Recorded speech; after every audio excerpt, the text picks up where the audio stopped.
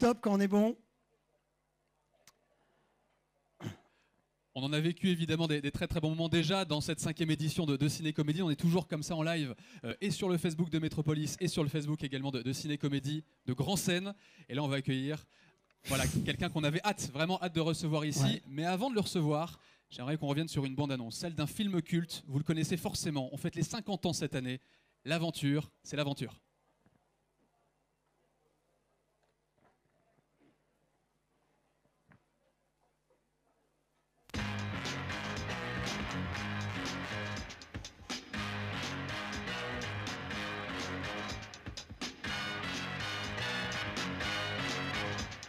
L'aventure, c'est l'aventure.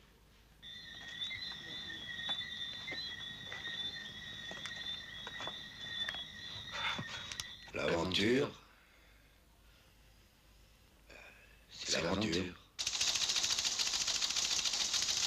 L'aventure, c'est l'aventure. L'aventure, c'est l'aventure.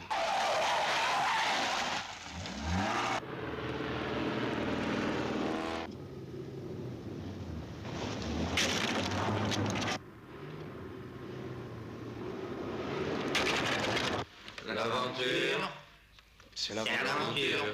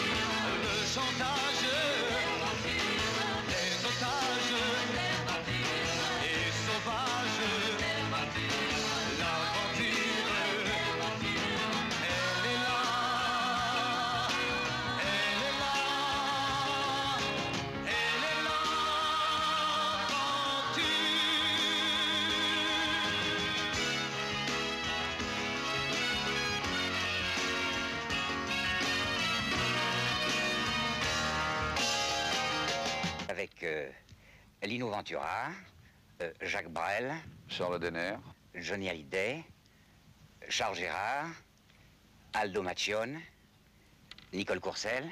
C'est Claude Lelouch qui l'a mis en scène. Claude Lelouch. Hein? Claude Lelouch. Oui, oui. Mais tu peux pas dire Claude Lelouch. Claude Lelouch. L'aventure, c'est l'aventure. Prochainement sur cet écran. Énorme, énorme, énorme. On peut applaudir s'il vous plaît ici à Grand Scène, merci.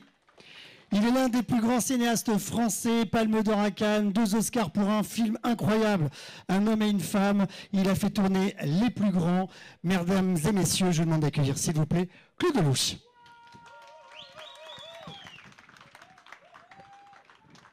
Bonjour et bienvenue, installez-vous. Bienvenue, installez-vous. C'est un honneur de vous avoir avec nous. Le petit micro, hop, impeccable. Et ça fait du bien de revoir cette bande-annonce, Claude. Je vous voyais les yeux rivés sur l'écran là. On s'en lasse pas de ces images 50 ans après. Le micro fonctionne pas. Micro blanc, est-ce qu'on peut allumer le micro blanc? Il est allumé? Oui. Oui, il est allumé. À la régie? Non, on vous entend pas. Vous me donnez l'autre micro. Voilà. Voilà. On va essayer avec celui-ci. Voilà. Mesdames et messieurs, Claude Lelouch. Quand même. Alors oui, vous aviez les yeux pétillants, disait Guillaume, en regardant la bande-annonce. Ben, vous savez, c'est des gens avec qui j'ai eu et vécu de tels souvenirs que, en plus, la plupart sont partis. Donc c'est vrai que quand je les vois, quand je les revois, ben, je ne peux pas m'empêcher de penser à tous ces moments extraordinaires qu'on a vécu ensemble. Voilà, donc c'était l'aventure, quoi. C'est vrai que mon cœur bat un peu plus vite. Voilà, donc l'aventure, c'est l'aventure. Bon, c'est un film que vous avez lancé en mai 1972. C'est un film qui a donc maintenant 50 ans. Elle est née comment, cette histoire? Comment vous êtes assis à écrire L'aventure, c'est l'aventure? Alors, tout commence pendant le mai 68. Ouais. En mai 68, avec quelques camarades metteurs en scène, on a arrêté le festival de Cannes. Il y avait une petite révolution en France. Et tous les discours que j'entendais à droite, à gauche, de droite, dans les extrêmes, cette folie qui s'est emparée de la France, m'a interpellé. Et quelque part, je n'ai pas pris cette petite révolution au sérieux. Voilà. Et donc l'aventure, c'est ma réponse aux événements de 68. On aurait aimé évidemment, Claude, vous avoir toute la soirée, en discuter de ce film culte 50 ans après. On adore le voir et le revoir. S'il ne fallait peut-être retenir qu'un mot, qu'une phrase de ce film-là, nous on en a isolé une, on va voir si on tombe sur la même chose. On va vous donner la nôtre. Ouais, moi j'ai retenu celle-ci. Tout homme libre ne devra avoir ni travail, ni famille, ni patrie. Vous êtes parti de ça? Évidemment. Voilà. On a visé juste. Vous voyez, c'est la synthèse parfaite. Non, si vous voulez, c'est drôle parce que Emmanuel Macron m'a dit la semaine dernière que c'était le film qu'il revoyait souvent. Qui ça? Emmanuel Macron, c'est qui ça? Je ne sais pas. Voilà. Et donc, je pense que les hommes politiques regardent ce film et je ne sais pas s'ils comprennent quelque chose parce que même les acteurs, vous savez, à un moment donné, pendant le tournage, Lino venait me voir le soir et me dit, dis donc, on dit tellement de conneries que le film sortira jamais. D'ailleurs, je vous propose de revoir un petit extrait au moment où justement il parle, parce qu'il y a, on va pas jusqu'à dire qu'il y a un positionnement politique, mais il y a des messages. La fin du capital, on regarde. Des briques, 4 briques alors de... Mais écoutez mes enfants, il faut bien que vous compreniez quelque chose. C'est primordial. Il faut qu'on se réveille. On est au bord du précipice et ça, il faut bien qu'on se le mette dans le tronc. Je peux dire une chose. Le capital, tu viens de le dire toi-même, le capital, c'est foutu. Ah oui, ça, c'est fini. Bon, la société de consommation, c'est foutu. Les voitures, c'est foutu. La cinquième, c'est foutu. Bon, qu'est-ce que c'est la cinquième? La République imbécile. Ouais, je peux dire une chose, enfin, on est démodé. Tu comprends? Oh, fasciste. Alors moi je résume un petit peu. Le capital c'est foutu, la cinquième c'est foutu, la voiture c'est foutu. Vous l'avez écrit la semaine passée ce film. Bienvenue en 2022. Et on pourrait le dire aujourd'hui. Oui, bien sûr. Voilà. Non, mais vous savez, bon, enfin, ce film, encore une fois, c'est un film d'humeur. J'ai eu la chance de faire 50 films. Et à chaque fois, j'ai fait des films sur l'humeur du moment. J'ai eu la chance de vivre ces 60 années de cinéma en direct avec les hommes et les femmes qui étaient autour de moi. Vous savez, dans mes films, il n'y a pas de super-héros, il n'y a pas de super-salauds. Les personnages de mes films, ce sont des hommes et des femmes qui sont un peu moins dégueulasses que les autres. Voilà. Si vous voulez, ce sont des hommes et des femmes avec qui j'ai envie de dîner, de sortir ou de prendre dans mes bras. Voilà. Donc, si vous voulez, j'ai filmé des hommes et des femmes qui étaient très, très représentatifs de mes observations. Moi, j'ai rien fait d'autre qu'observer. Je veux dire, je travaille avec un très, très grand scénariste qui s'appelle La Vie. Voilà. C'est le cas sur cette fameuse scène de la plage où vous avez posé la caméra et... Oui, mais la magie opérée. Voilà, donc encore une fois, je vous dis, les miracles sont faits pour être filmés. On arrive à filmer certains miracles. Ce sont ces petits miracles que j'ai essayé de filmer pendant un peu plus de 60 ans. Bon, et nos personnages, par rapport à l'extrait qu'on vient de voir, nos personnages, ils deviennent, les 5 truands, deviennent un petit peu révolutionnaires malgré eux, c'est-à-dire ils se retrouvent un petit peu embrigadés ou pris dans un truc, dans un tumulte, avec des messages politiques et une portée politique finalement à leurs actes, c'est ça? Oui, bien sûr, puisque à l'époque, vous n'étiez pas né, les voyous ont récupéré la politique. Ouais. C'est-à-dire qu'à l'époque, il y avait énormément d'actes de banditisme qui étaient commis au nom d'un idéal politique. Et c'est vrai que lorsqu'on arrêtait ces bandits et qui disaient nous avons fait ça pour Cuba, nous avons fait ça pour le communisme, nous avons fait ça pour telle ou telle idéologie, les peines étaient moins lourdes.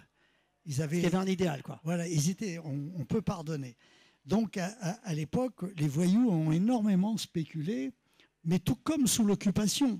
Il ne faut pas oublier que la bande à Hitler, sous l'occupation, a sorti les voyous de prison, et c'est les voyous qui sortaient de prison qui renseignaient Hitler sur les groupements juifs. Donc, si vous voulez, les hommes politiques se sont toujours servis des voyous, car les voyous sont capables de faire des choses que les hommes politiques n'oseraient pas faire. Voilà. En tout cas, pas en le sachant. cette bande de voyous-là, nous, 50 ans après, on adore la revoir, évidemment. On a une pensée pour Aldo aussi, forcément. Bah oui, parce que alors figurez-vous qu'il a partagé Oui. le festival Ciné-Comédie et votre présence ici au festival. Et alors on lui fait un petit clin d'œil parce que peut-être qu'il regarde ce live. Il est, j'allais dire, le seul vivant des 5 comparses de votre film. Et on ne pouvait pas s'empêcher de ne pas mettre une scène. Mythique. Allez, non lo conosco, quoi. Mais évidemment. On va regarder le non lo conosco, s'il vous plaît, en régie. C'est démodé, je vais vous dire pourquoi. On va passer à la Alors, suivante, encore la suivante et encore la suivante. Non lo conosco. Il y a toujours Aldo dans celle-ci. Voilà, et c'est là. Voilà, Et c'est là. celle-ci. Non lo conosco. Insomma, tu mi conosci tu? Non lo conosco. Ma come non lo conosco? Dillo, non lo conosco! Io non lo No, conosco. un momento. Quella macchina è sua. Quella macchina lì. Ma no che non è mia! Ispettore, gli sto dicendo che io ho avuto un incidente a 3 chilometri di qua. Sì, No, ho capito. questo signore, tu disgraziato, se non mi facevi... Guardi. Io sarei di... No, un momento, ispettore. L'incidente, la macchina è là, rovinata. D'accordo, si tratta di una piccola formalità. Quella macchina è rubata. Andiamo in questo e verifichiamo. Ma un momento, ma a che me ne frega a me se questa macchina è rubata? Non è colpa mia. Io ho un aereo da prendere fra un quarto d'ora, ispettore. Va bene, vorrà non dire posso che ne andare a Non posso andare a verificare, ispettore, io questa, non c'ho tempo. Io fra 3 ore devo essere a Parigi. Guardi, vorrà dire che ne prenderà un'altra. Appena abbiamo sbrigato questa piccola insomma, formalità... non vuoi tornerà. dire tu che hai fatto sto casino, sì Io o no? non ho rubato la macchina. Ma che me ne frega a me se hai rubato la macchina o no? Diglielo che hai fatto un incidente e che mi hai portato qua. Io la macchina l'ho trovata e lui non lo conosco.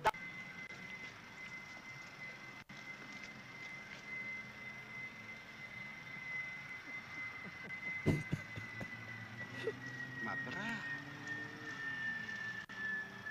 Lino Massaro, capogang dei falsari d'arte. Ehi, io non lo conosco, No, Io non lo conosco. Se ho ben capito, voi non vi conoscete. No, io ho rubato la macchina. C'est de l'italien, mais on comprend. On a compris. Io non lo conosco, rubato la macchina.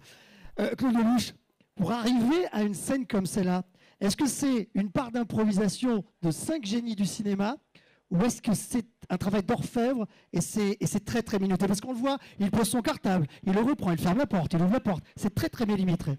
C'est très travaillé et c'est très libre.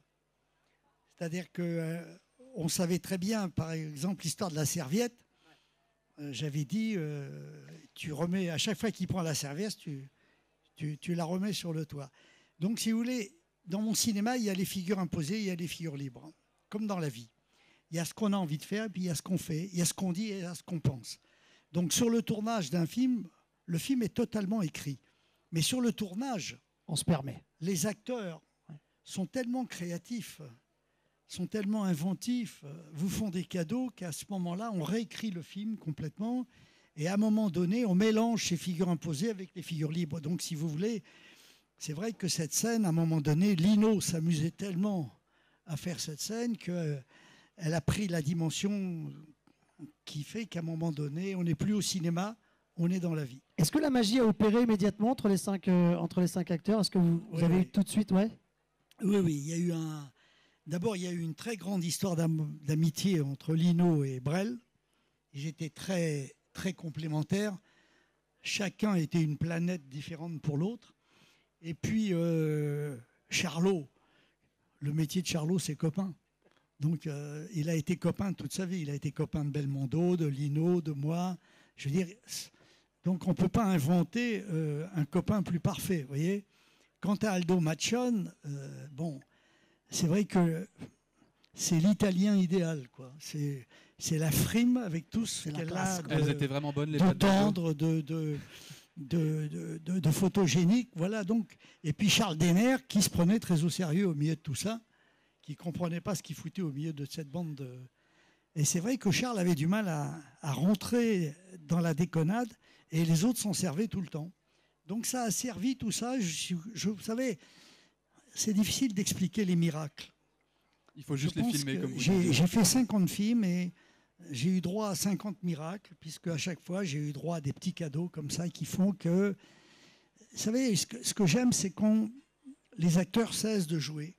C'est quand ils s'emparent de l'histoire et qu'à un moment donné, ils vous font cadeau de leur vie, ils vous font cadeau de leurs cicatrices, ils vous font cadeau de ce qu'ils connaissent. Voilà, donc Girardot, Belmondo, Trintignant, Anouk Aimé, la liste est très très longue de tous ces gens qui, quand ils viennent dans un de mes films, ils ne savent pas comment le film se termine, ils ne connaissent pas la fin du film, ils n'ont pas lu le scénario en entier.